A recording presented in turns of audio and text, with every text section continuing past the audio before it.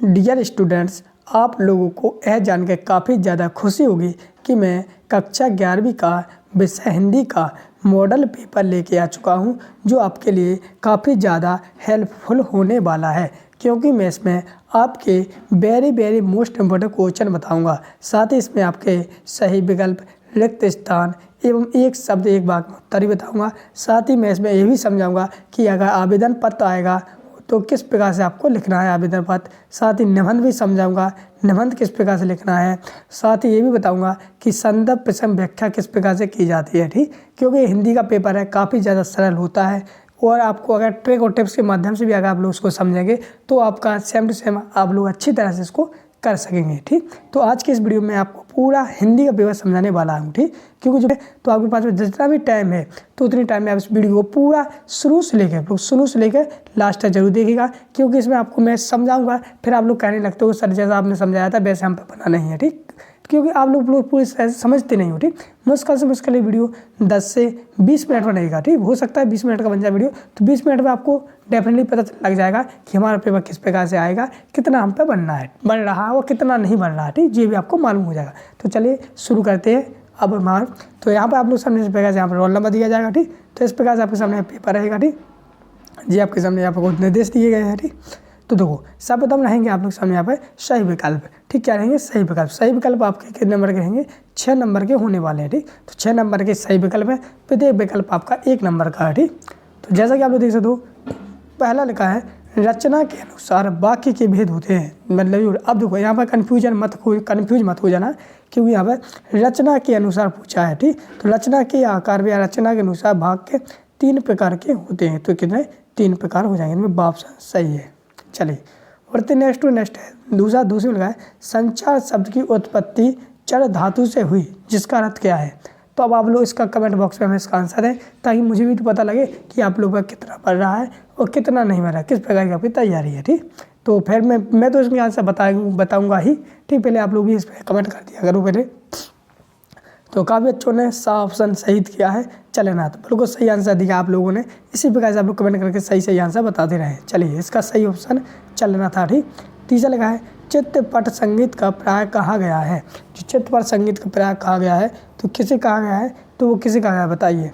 नूर जहाँ को, आशा भोसले को, या लता मंगेशकर को, या कविता कृष्णमूर्ति को। तो सभी लोग जानते हैं कि लता मंगेशकर को कहा गया, यानी कि ऑप्शन आपका सही हो जाता है।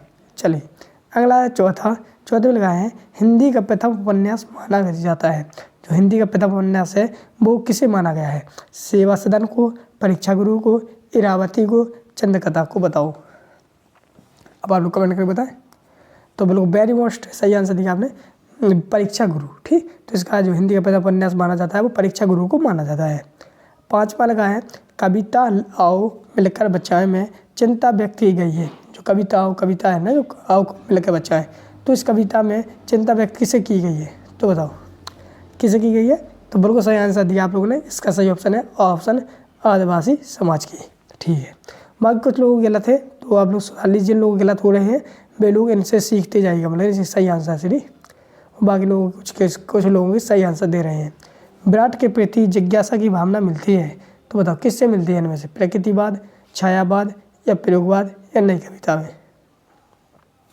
तो इसका सही आंसर हो जाएगा ऑप्शन छायावाद में, बिल्कुल सही आंसर दिया है। ठीक, चलिए बढ़ते नेक्स्ट आप लोग सामने आ है रिक्त स्थानों की पूर्ति है। तो स्टूडेंट इस प्रकार से आप लोग सामने आ 6 नंबर के आपके मतलब कि सही विकल्प कंप्लीट हो गए हैं। चलिए अब हम यहाँ पर रिक्त स्थानों की पूर्ति करेंगे, जो भी आपके 6 नंबर में दिए गए हैं। तो यहाँ पर ऑप्शन भी दिए गए हैं, तो इनमें से आपको काफ़ी ज़्यादा सहलता हो जाती है जब ऑप्शन दिए जाते हैं। जैसे यहाँ पर 2 ऑप्शन दिए गए हैं, 2 में से कोई करना तो आपको सहलता महसूस होती है। नहीं, यहाँ पर लगा आदि कवि वाल्मीकि कृत रामायण के एक हैं। तो बताओ महाकाव्य या खंडकाव्य। रामायण है तो वो रामायण क्या है, महाकाव्य या खंडकाव्य है। तो सभी लोगों को पता है महाकाव्य है, तो बिल्कुल सही आंसर दिया। आप लोग कमेंट करके जाए महाकाव्य, तो इसका सही आंसर होगा महाकाव्य।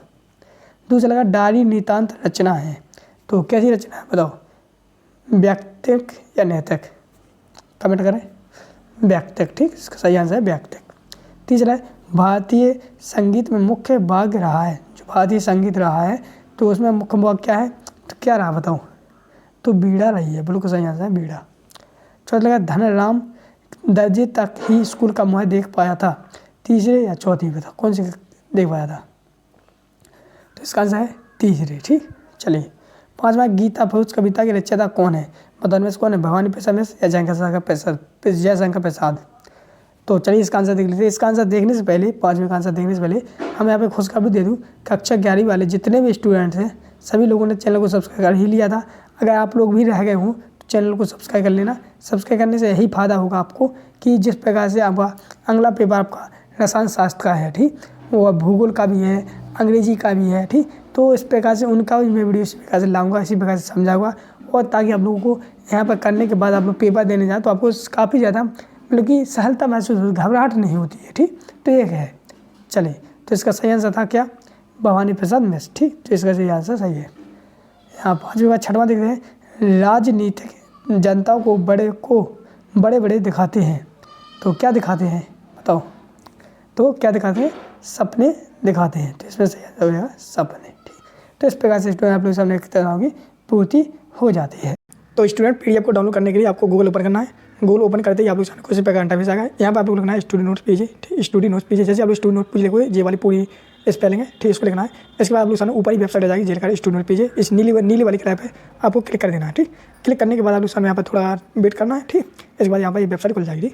तो आप लोग सामने ये एमपी का ही पूरा मटेरियल है। यहाँ पर आपको 9, 10, 11, 12 पूरी आपको सब्जेक्ट के पूरे पीडीएफ मिल जाएंगे। तो आप लोगों को सामने यहाँ पर कुछ नहीं करना, आपको जैसे यहाँ पर लिखना है एमपी बोर्ड क्लास 12। ठीक, तो इस प्रकार नीचे आना, यहाँ पर लिखा लिखा एमपी बोर्ड, तो इस वाली लड़की पर आपको क्लिक कर देना। यहाँ पर आपको 9, 10, 11, 12 के सभी सब्जेक्ट मिल जाएंगे। ठीक, फिर आपको डाउनलोड करने के लिए आपको कुछ नहीं करना, सेट ए पे क्लिक कर देना। ठीक, कौन से यहाँ पे ऐड आएगा, एड को आप क्लिक कर सकते हो। ठीक, इसके बाद आपको जस्ट नीचे चले जाना, सबसे लोग नीचे चले जाना, वो आप लोग वहाँ पर इस प्रकार। तो इस प्रकार से पीडीएफ दिखाइए, आपको इस पीडीएफ पर क्लिक कर देना। ठीक, ये लिखा ना महत्वपूर्ण स्टे, इस पर आपको क्लिक कर देना है। स्टूडेंट जैसा कि आप लोग देखेंगे ये लिखा डाउनलोड है, इस पर आपको क्लिक कर देना है, और आपकी जो पीडीएफ है जब लोग क्लिक करोगे इस पर तो आपकी पीडीएफ डाउनलोड हो जाएगी। ठीक, चलिए बढ़ते नेक्स्ट ओर। तो नेक्स्ट स्टूडेंट आप लोग सामने यहाँ पर जी इसमें का पेज नंबर 14 सही जुड़ी मिलाइए। क्या करना है? सही जुड़ी मिलानी है, जो कि आप लोग सामने यहाँ पर 7 नंबर में दी गई है। तो हम सही जुड़ी आप लोग के सामने यहाँ पर बाकायदा आपके सामने मिलाएंगे ताकि आप लोग किसी भी कन्फ्यूजन ना रहे। तो पहला लिखा है भाव पल्लवन। तो भाव पल्लवन का मिलाओगे आप लोग किससे? विस्तार से। ठीक, संक्षेपण भाव, तो संक्षेपण भाव होता है, उसका मिलाओगे आप लोग दादवों से। ठीक, दूसरे का हो जाएगा दादवों से। तीसरा बृहत्स रस का स्थय भाव। सो बृहत्स रस का सभी को पता है स्थय भाव क्या होता है, जो विषय होता है, यानी कि ई बड़ी ई से हो जाएगा, ई से। ठीक, मानव ज्ञान से संबंधित सूचना, यानी कि आपका जो चौथा वाला है वो हो जाएगा सवेरे से। ठीक, जिसमें हो जाएगा विश्व ज्ञान कोश। और राजस्थान की रजत मून है, तो 5वें का हो जाएगा फवल से, अनुपम मिश्रा, अनुपम मिश्री। गलता लोहा, तो गलता लोहा का हो जाएगा शेखर जोशी। हे भूख मत मचल, तो ये हो जाएगा आपका इमली से, मतलब अक्का महादेवी से। तो इस प्रकार से आप लोग सामने यहाँ पर 7 नंबर की सही जुड़ी हुई कंप्लीट हो गई है। ठीक, चलिए अब बढ़ते हैं हम लोग नेक्स्ट क्वेश्चन की ओर। तो नेक्स्ट क्वेश्चन है आप लोग सामने यहाँ पर 7 तो ये भी 7 आपके कितने नंबर में है? 6 नंबर में दिए गए हैं। ठीक, चलिए जैसा यहाँ पर लगा है ही तो भी तक आदि निपात शब्द है, जैसे ही हुआ, तो हुआ, भी हुआ, तक हुआ, तो ये क्या निपात शब्द है? तो बिल्कुल सही आंसर होता है, हाँ है, सत्य हो जाएगा जी। ठीक, दूसरा लगा गजल का अंतिम शेर मक्ता कहलाता है, तो ये भी हो जाएगा हाँ कहलाता, मतलब कि सत्य हो जाएगा। तीसरा डाली नितांत अंतरंग रचना है, तो तीसरे का हो जाएगा सत्य। चौथा लगा भारतीय संगीत सुर, ताल, राग और काल से संबंध है, तो चौथे का हो जाएगा सत्य। 5वां लगा है कृष्णा सोबती ने देशभक्ति से संबंधित कहानियाँ लिखी, तो ये क्या सत्य या असत्य? तो ये आपका असत्य है। घनराम कुशरांग बुद्धि का बालक था, तो ये भी आपका असत्य। तो इस प्रकार से 6 नंबर के आपके 7 कंप्लीट हो गए हैं। बढ़ते नेक्स्ट क्वेश्चन है। नेक्स्ट क्वेश्चन आपके सामने यहाँ पर 7 नंबर में दिए गए हैं। क्या है? एक शब्द एक वाक्य में उत्तर दीजिए। तो हम एक शब्द एक वाक्य में उत्तर भी देंगे। ठीक, चलिए। तो स्टूडेंट पहला प्रश्न लिखा है यहाँ पर। तो पहला प्रश्न लिखा है 2 या 2 से अधिक व्यक्तियों के बीच होने वाला संभाषण क्या कहलाता है? तो वो कहलाता है आपका संवाद। ठीक, पहले में लिखेंगे संवाद। ठीक। चलिए दूसरा देखते हैं। दूसरा लिखा है रोला छंद में यति कहाँ होती है। तो लिखोगे 11 और 13 मात्राओं पर। यहाँ पर 11 और 13 मात्राओं पर। ठीक है ना। पहले तीसरा काव्य कितने भेद होते हैं। काव्य के कितने भेद होते हैं। तो 2 को भेद होते हैं। कौन कौन से। एक श्रवण काव्य, एक दरस काव्य। ठीक, तो ये 2 भेद हैं। चलिए चौथा कंपनी उम्मीदवार को किसके आधार पर चुनती है। तो लोगोगे स्वशुभ्रत के आधार पर। किसका। चौथे का लोगोगे स्ववृत्ति के आधार पर। पांचवा है अजंता की दीवार पर बने चित्रों को किसने बनाया। तो किसने बनाया था। तो लोगोगे बौद्ध भिक्षुओं ने। किसे। पांचवें लोगोगे बौद्ध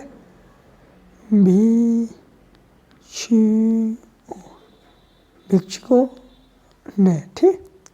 चलिए छठवां देखते हैं। छठवां दूसरी बार लॉर्ड कर्जन के भारत आने से कौन प्रसन्न था। तो कौन था।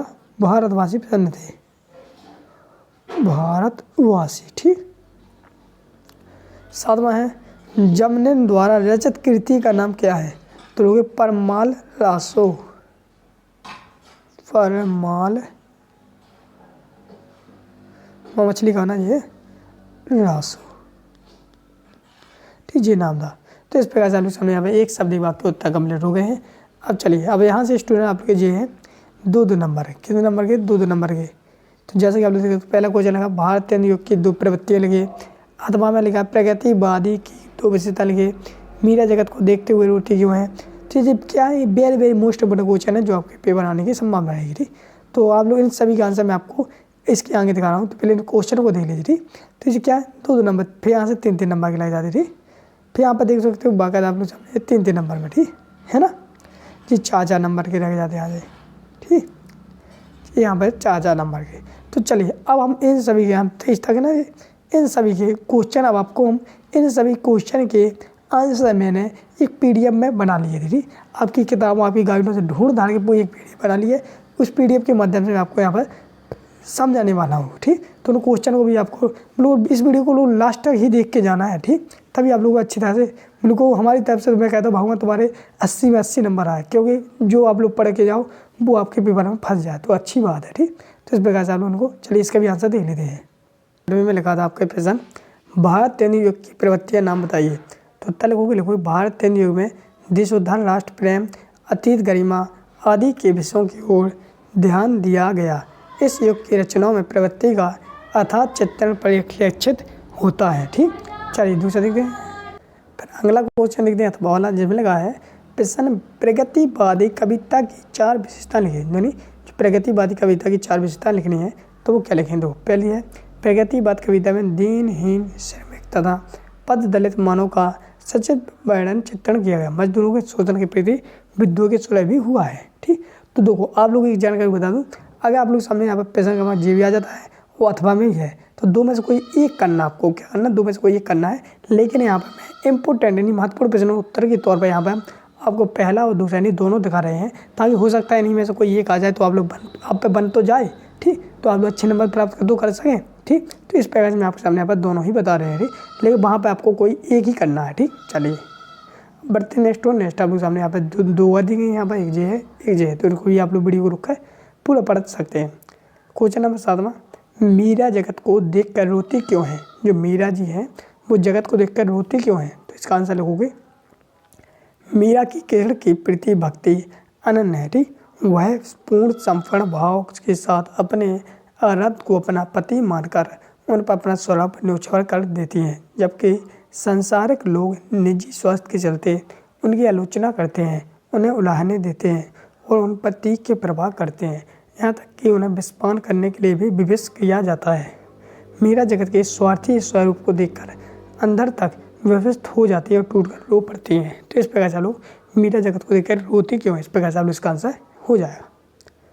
अगला क्वेश्चन अथवा वाला जिसमें कहा कवि ने अपने को दीवाना क्यों कहा। जो कवि थे उन्होंने अपने को दीवाना क्यों कहा, तो उसका तभी हमारे पास कबीर जी दास जी ने परमात्मा को सच्चे स्वरूप के साथ साक्षात्कार कर लिया है। उन्होंने माया रूपी जगत तथा स्वयं के अंदर विद्यमान ईश्वरीय तत्व के मध्य अंतर को भली भांति समझ लिया है। वह बाहरी एवं भौतिक दुनिया के मोह माया के आडंबरों के दूर से एक स्वरूपा परमात्मा की सच्ची भक्ति में लीन हो चुके हैं। एक साधक के रूप में अपने ईश्वर के प्रति उनकी सच्ची अनन्य भक्ति में उन्हें पागल सा कर दिया है। समझता इसलिए कभी न अपने को दीवाना कहा है। तो इस प्रकार से आप लोग सामने यहाँ पर GVS का आंसर कंप्लीट हो जाता है। क्वेश्चन नंबर 8वां 2 नंबर में काफ़ी सरल है।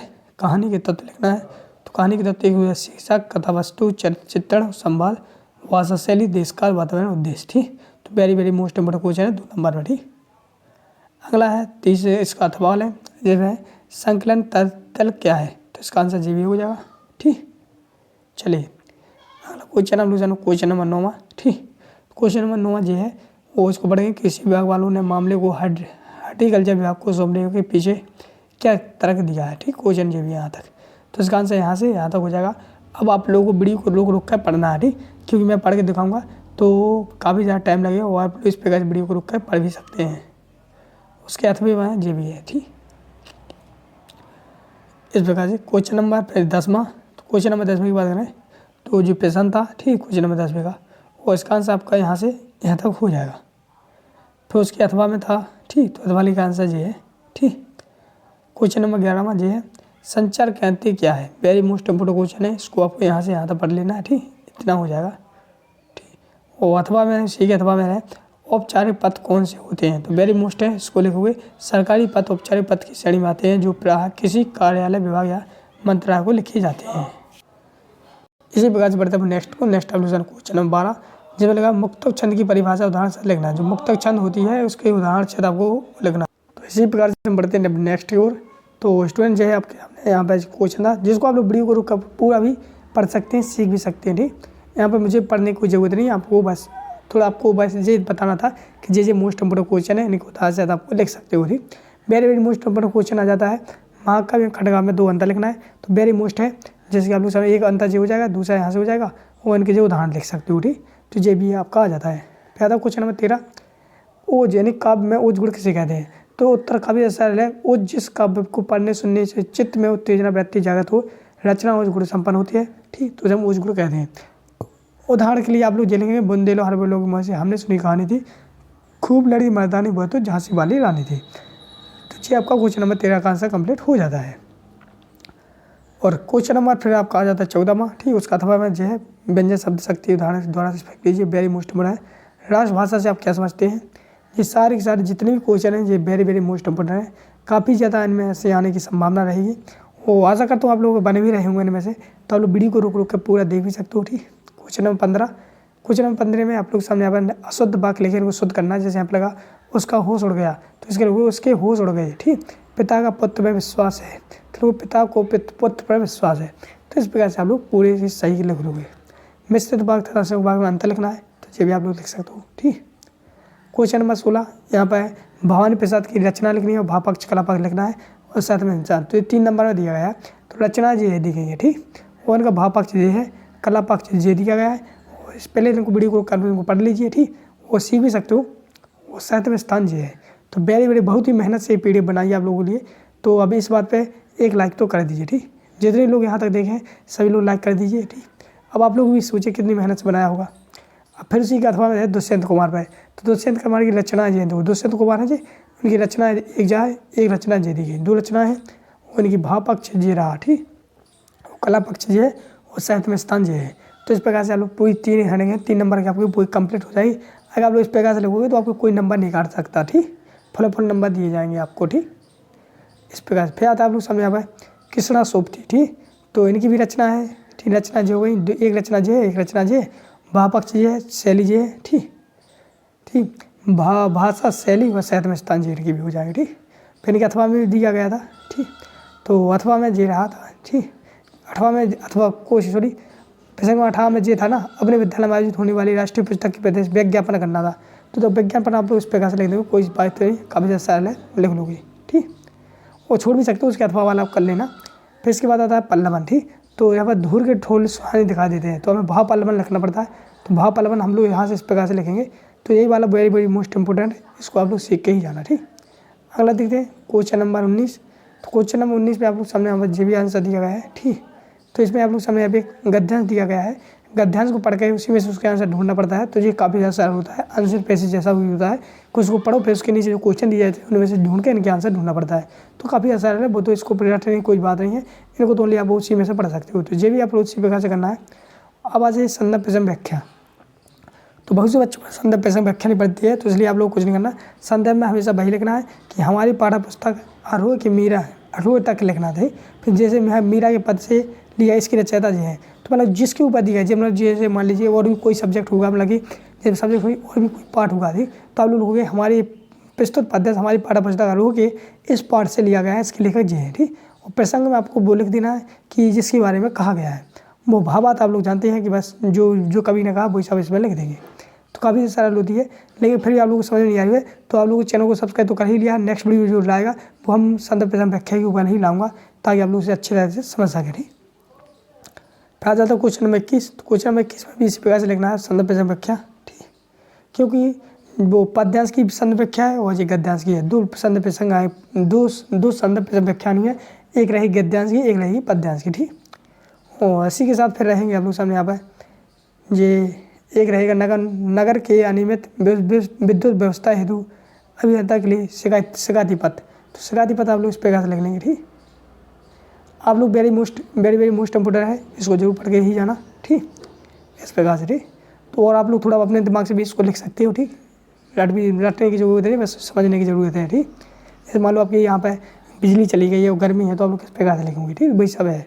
ठीक, चलिए इस प्रकार से फिर लास्ट में आपको सब लिख देना। ठीक, अथवा में दिया गया था जे वाला। ठीक, तो इसे आप लोग इस प्रकार से लिखेंगे। ये विवाह के ऊपर दिया था, यानी कि शादी के ऊपर था, तो शादी में आप दोस्त को बुलाने के लिए था। ठीक, तो इस प्रकार से जो है अब आ जाता है आप लोग सामने निबंध। तो निबंध आप लोग अपने मन से लिख सकते हो। प्रश्न क्रमांक 23 में रहेगा। प्रश्न क्रमांक 23 में विज्ञान के चमत्कार पर निबंध। तो प्रस्तावना जी डाल लोगे। ठीक, इस प्रकार से विज्ञान के चमत्कार जी हो जाएंगे, उपसंहार जी हो जाएंगे। तो ये भी आपके सामने इस प्रकार से हो जाएगा। तो यहाँ पर मैंने आपके सामने हिंदी का कक्षा 11वीं का हिंदी का पूरा का पूरा समझा दिया है। आशा करता हूँ आप लोग जरूर समझ आए हुए।